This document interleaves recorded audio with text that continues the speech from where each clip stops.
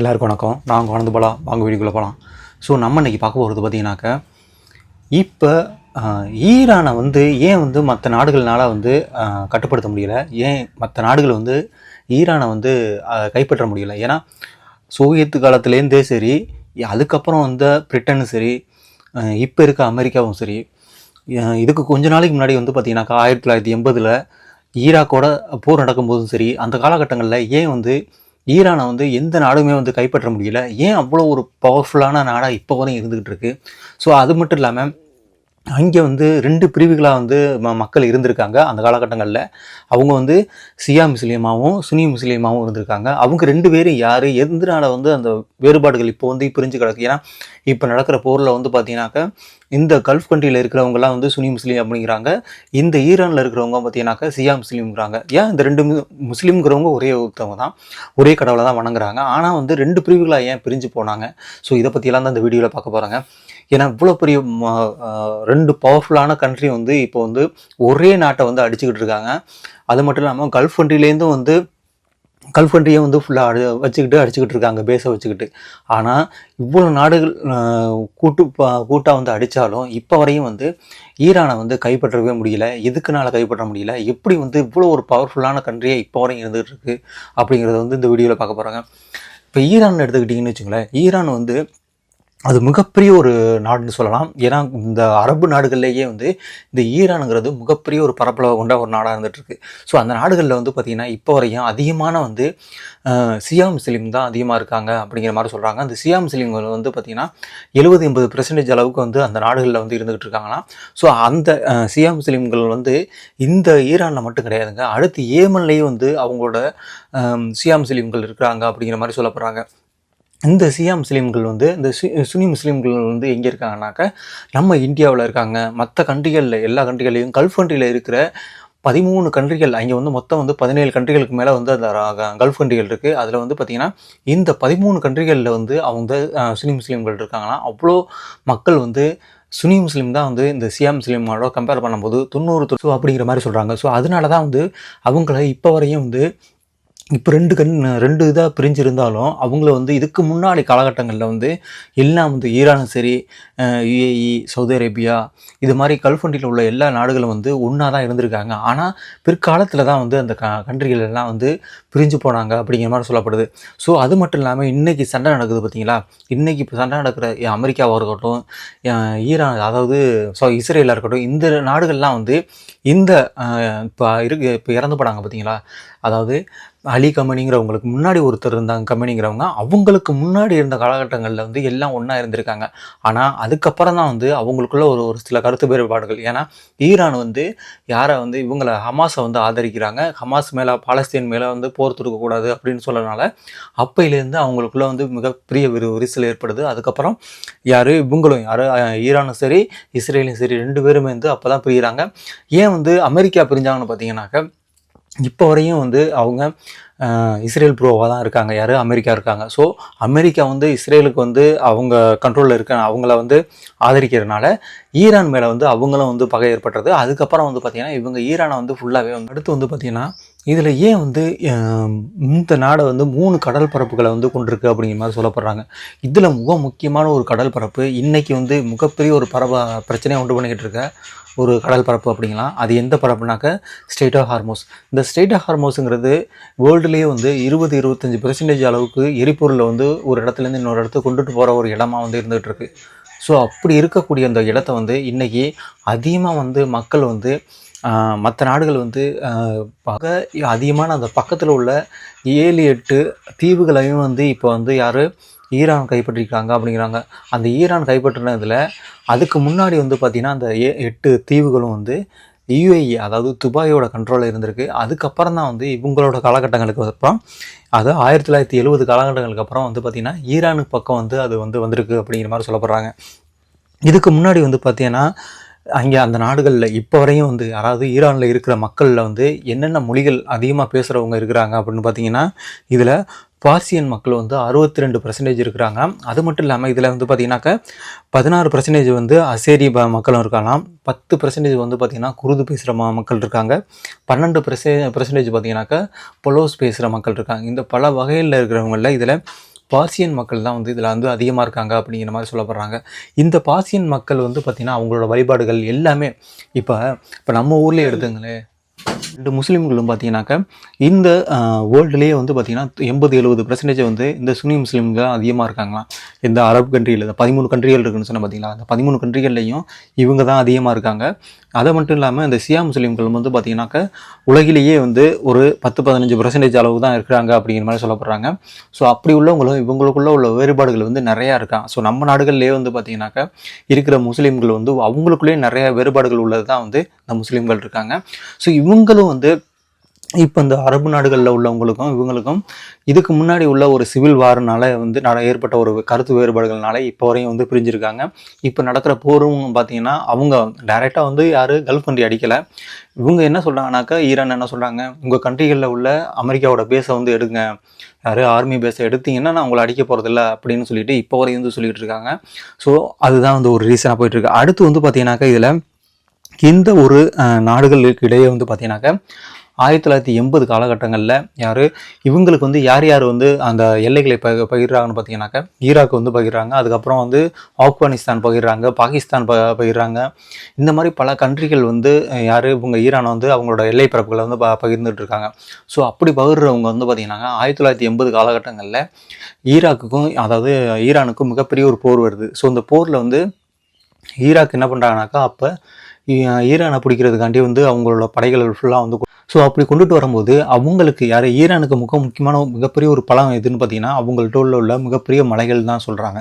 So அந்த எல்லை ஓரங்களில் உள்ள அந்த மலைகள் வந்து பார்த்திங்கன்னா சாக்ரோஸ், அல்பரோஸ் அப்படின்னு 2 மலைகள் இருக்குது. இந்த 2 மலைகள் தான் வந்து அவங்கள வந்து எந்த நாடும் வந்து அவங்கள அட்டாக் பண்ண முடியல அப்படிங்கிற மாதிரி சொல்லப்படுறாங்க.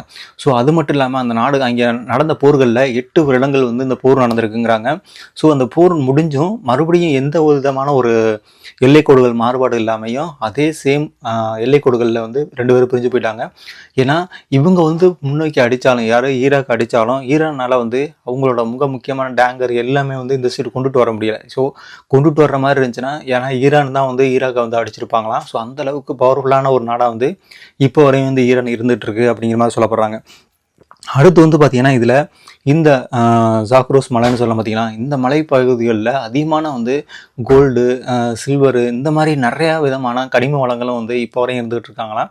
ஸோ அது மட்டும் இல்லாமல் இவங்களில் வந்து இவங்களோட எண்ணெய் வளங்கள்னு எடுத்துக்கிட்டிங்கன்னாக்கா வேர்ல்டுலேயே வந்து 10% வந்து இந்த ஈரான்லேருந்து தான் வந்து வெளியாகுது அப்படிங்கிற மாதிரி சொல்லப்படுறாங்க. ஏன்னா இப்போ ரீசெண்டாக கூட ஈரான் வந்து அமெரிக்கா வந்து ஒரு ஐஸ்லாண்டை வந்து அடித்தாங்க. அந்த ஐஸ்லாண்டில் வந்து போகக்கூடிய 10% அளவுக்குள்ள எண்ணெய்கள் வந்து அந்த ஒரே எண்ணெய் வயல்கள்னு சொல்லுவாங்க ஐஸ்லாண்டு. அந்த ஐஸ்லாண்டு ஃபுல்லாமே வந்து ஃபுல்லாக எண்ணெய்களாக இருக்குமா. ஸோ அங்கேருந்து தான் வந்து மற்ற நாடுகளுக்கு வந்து போகக்கூடியது அப்படிங்கிற மாதிரி உங்களுக்கு வந்து அந்த ஃபுல்லாக அந்த ஸ்ட்ரெய்ட் ஆஃப் ஹார்மோஸ்னு சொன்ன பார்த்தீங்களா, அந்த ஸ்ட்ரெய்ட் ஆஃப் ஹார்மோஸ்லேயே வந்து அதுக்கு பக்கத்துலேயே வந்து மிகப்பெரிய ஒரு போர்ட் இருக்குது அப்படிங்கிற மாதிரி சொல்கிறாங்க. இந்த போர்ட்லேருந்து தான் மற்ற நாடுகளுக்கு எல்லாத்துக்கும் வந்து எண்ணெய்களை வந்து போகிறது, மற்ற பொருட்கள் எல்லாமே வந்து வெளியாகிறது இந்த ஒரு ஹார்மோஸ் வழியாக தான் போகுது அப்படிங்கிற மாதிரி சொல்கிறாங்க. ஸோ அது மட்டும் இல்லாமல் இவங்கள வந்து 10% வந்து எண்ணெய் வளங்கள் வந்து இவங்க நாட்டில் இருக்குதுன்னு சொன்னால் பார்த்தீங்களா, அதே மாதிரி வந்து 20%க்கு மேலே வந்து கேஸும் வந்து இவங்க நாட்டில் வந்து எடுக்கிறாங்களாம். ஸோ அதை தான் வந்து மற்ற நாடுகளுக்கு வந்து இவங்க வந்து பரிமாறிக்கிட்டு இருக்காங்க. ஏன்னா இப்போ அந்த போர்லையும் கூட பார்த்தீங்கன்னாக்கா அந்த ஸ்ட்ரெய்ட் ஆஃப் ஹார்மோஸ்லேருந்து வேறு எந்த நாடுகளுக்கு வந்து அவங்க வந்து அனுமதி மறுத்துட்டாங்க.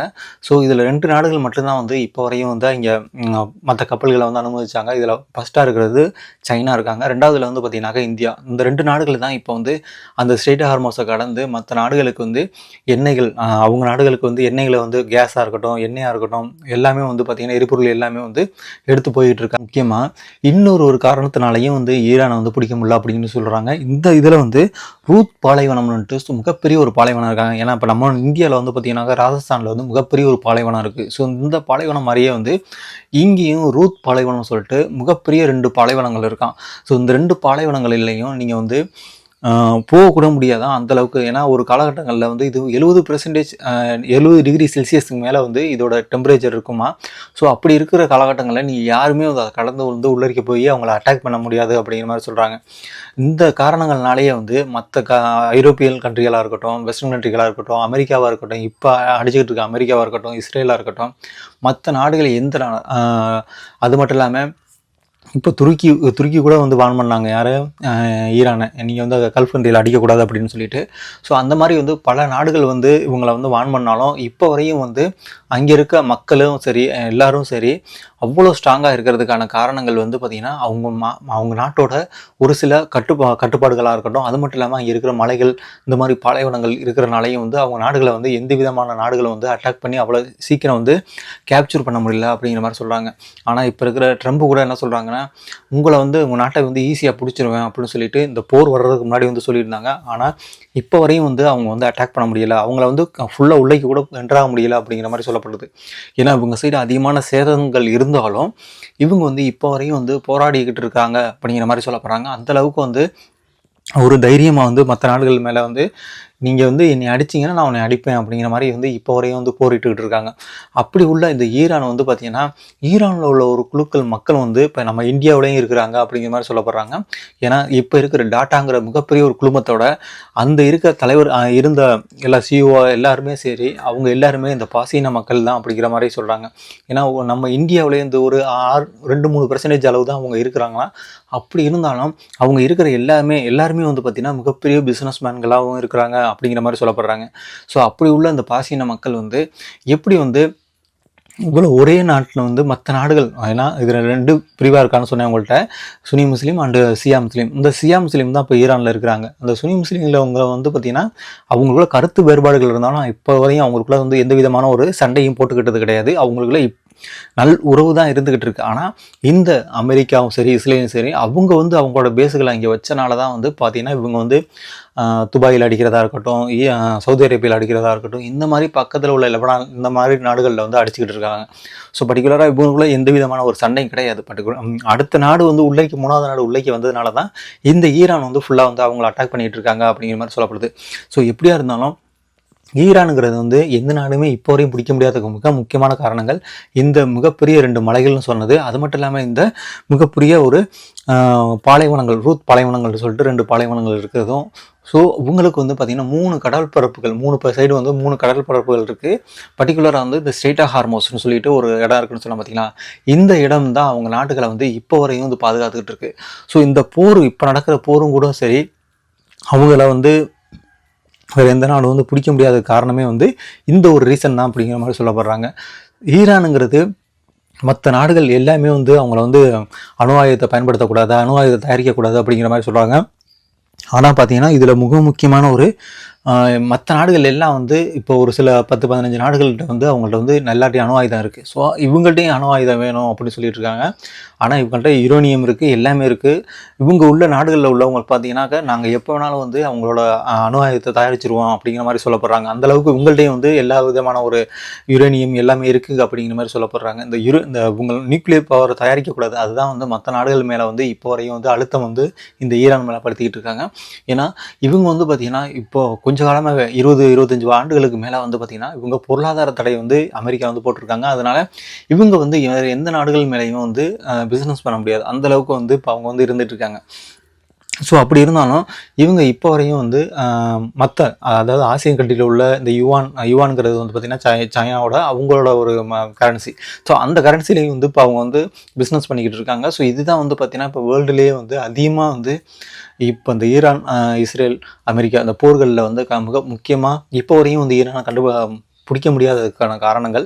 ஸோ அவங்க என்ன சொல்லிட்டாங்கன்னா இவங்க லாஸ்ட் மூச்சு வரையும் நாங்கள் வந்து சண்டை போடுவோம் அப்படிங்கிற மாதிரி வந்து இப்போ ஈரான் வந்து சொல்லிட்டு இருக்காங்க. ஸோ இதுதான் வந்து பார்த்திங்கன்னா ஈரானை ஏன் வந்து மற்ற நாடுகள் பிடிக்க முடியாததுக்கான காரணங்கள். வாங்க அடுத்த பார்ப்போம். நாங்கள் ஆனந்த் போல.